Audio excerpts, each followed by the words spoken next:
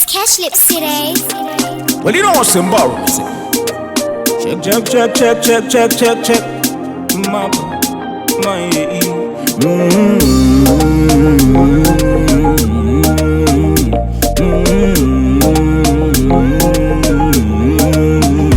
Ndambuzikora winaromva nami unowanza dzungu unofunga kuti ndiwega kunge zvinoshamisira kuti munenge wakadhakwa manje tese tinenge takadhakwa kutongopfuura tinenge takadhakwa hatina dzungu tinenge takadhakwa nezvinodhura tinenge takadhakwa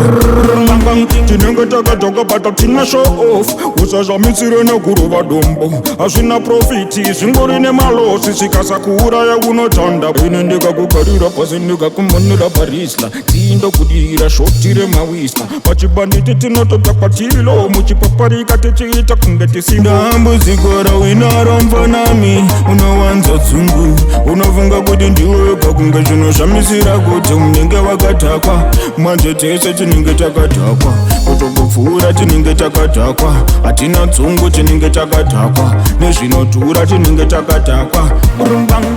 vechidiki tinovadzidzisa iko kana tauvhumburudza vana vakatarisa une wedu tagaise piko mapurisa batai karovai vanhu yavari kuita ienda chivaiwai tsomu watefunga kuti tyaigai mubvunzo wangu kora mangwana redu riri pai zinondibadza bana zuva rinoita basbai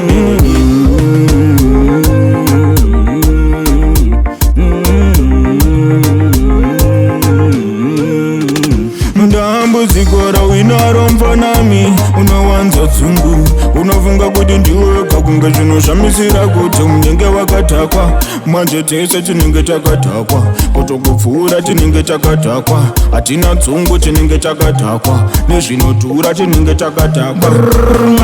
tinenge takadhakwa but hatina show off usashamisire nekurova dombo hazvina profiti zvingori nemalosi zvikasakuuraya unotanda ine ndikakugarira pasi ndikakumonera parisla tiindokudira shoti remawisla pachibanditi tinototakwa tilo muchipaparika tichiita kunge tisipo